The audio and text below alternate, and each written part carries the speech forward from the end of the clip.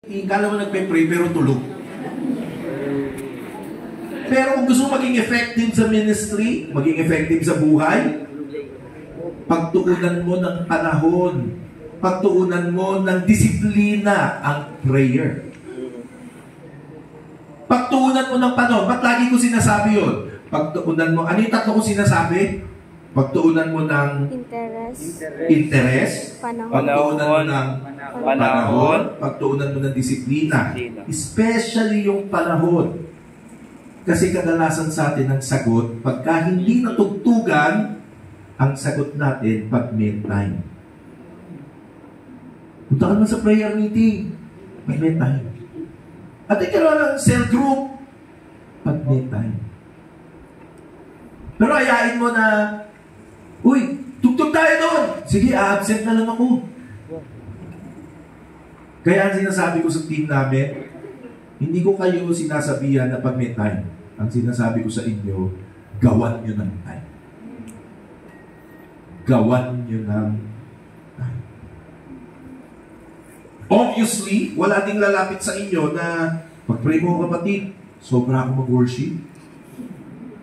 Dahil kahit kailan, kulang ang worship natin.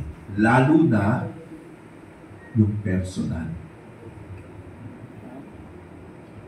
Hindi na ako magugulat na present ka lagi sa tugtuga kasi ito iniisip natin na worship.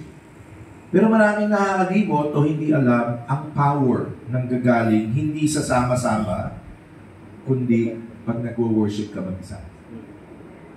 Ano kaya mangyayari sa isang worship team na nag-worship isa-isa araw-araw tapos magsasama sila ng linggo para tumugtog? Ano kayang power ang i-release? So, wasak ang bubong sarap. Alam mo, pag nag-worship talaga yung isang, alam mo, tumutugtog. Alam mo bakit? Hindi kailangan ng chord chart. Ang isa sa pinakamalaking balakid sa worship na tumutugtog, chord charts.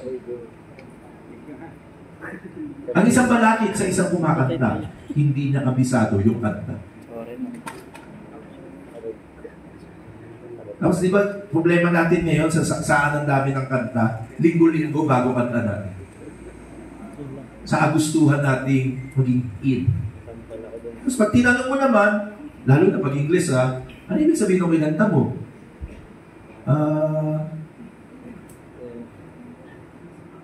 It's okay. Di pala niya naiintindihan ano kinanta niya kasi di na naiintindihan. Isa nga sa payo ko, pero may hirap-hirap gawin. Bago tugtugin ng isang kanta, naiintindihan mo na ng team ano yun. Mahirap maging practice, pero it's worth it. Pag yung team naiintindihan niya kung ano yung tinutugtog at kinakanta niya. Sa pagtingin ko sa inyo ngayon, sa mga mukha nyo na nakaharap sa akin, magko-closing prayer na ako dahil baka pag bumuka pa, mabig ko. Babatuhin nyo na ako.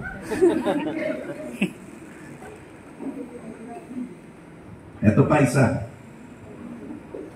Kahit kailan, hindi ka magkukulang sa Holy Spirit. O hindi ka sosobra sa Holy Spirit. Kalimitan siya, nakakalimutan natin sa worship. Kasi kontento na tayo maging katunog ni ganito, maging katunog ni ganyan. Yung, alam mo yung latest na palo, yung latest na gitara, yung latest na equipment. That we tend to forget ang pinaka-importanting presensya nila.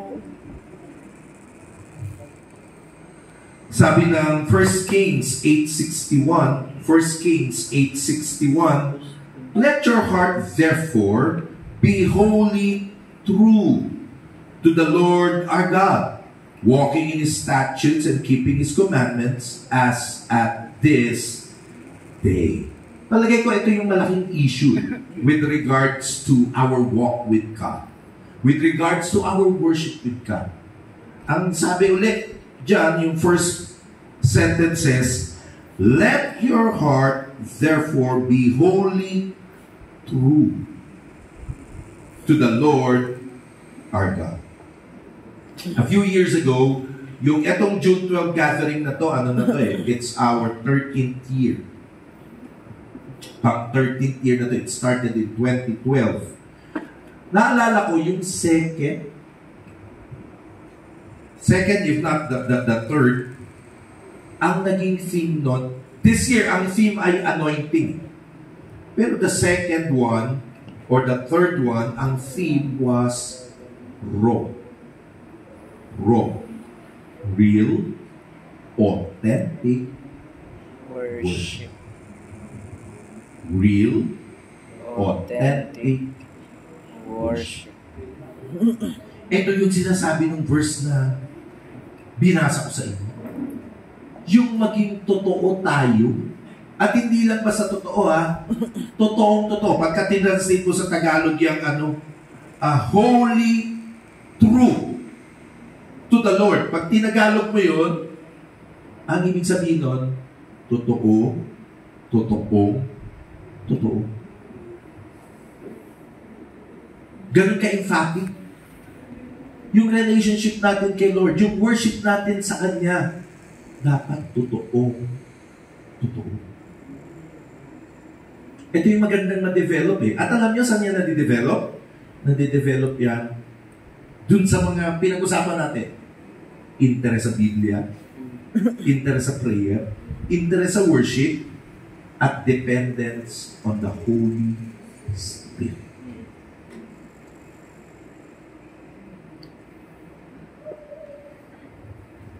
Naalala ko, may lumang kanta na ewan ko kung aware pa kayo na may kantang ganito.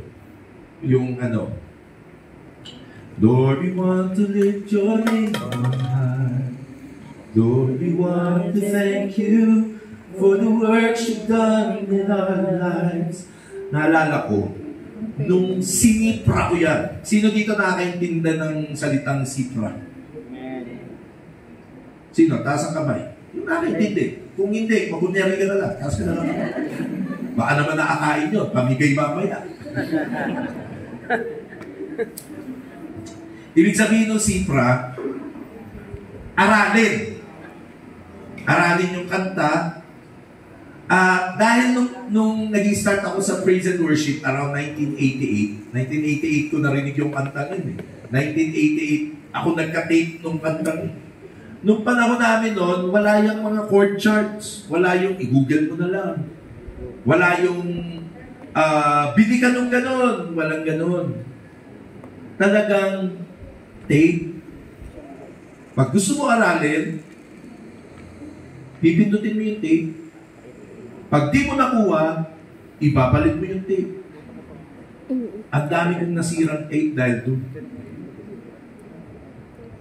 Hindi lang yung chords ang sinisipra mo, pati lyrics. Kaya marami yatang kanta talaga noon, dahil gano'n, hindi na. Buti na lang, dumating yung panahon, nakasulat na yung lyrics Pero dati, wala yung lyrics, kaya hindi mo alam yung lyrics, sounds like lang. Kaya minsan, yung Majesty, nagiging Magic 3. Sounds like. So, going back to nung sinisipra ko, naalala ko, madaling araw yun, nung sinisipra ko yung Great is the Lord. Great is the Lord title doon. So, may keyboard ako sa kwarto. Yung high-tech na keyboard. Mamahaling keyboard. Casio. Yung may keyboard ka na, may calculator ka pa. Sa yun, pag pinindot ko, kusang tumutugtog ng happy birthday. May ilaw pa. Yun, doon ako nagsisipra. Naalala ko, unang pindot ko, it's key of G or A. Parang gano'n. Unang tiklado ko sa keyboard, tulo agad yung luha ko, naramdaman ko presensya ng Lord sa kwarto. Naman.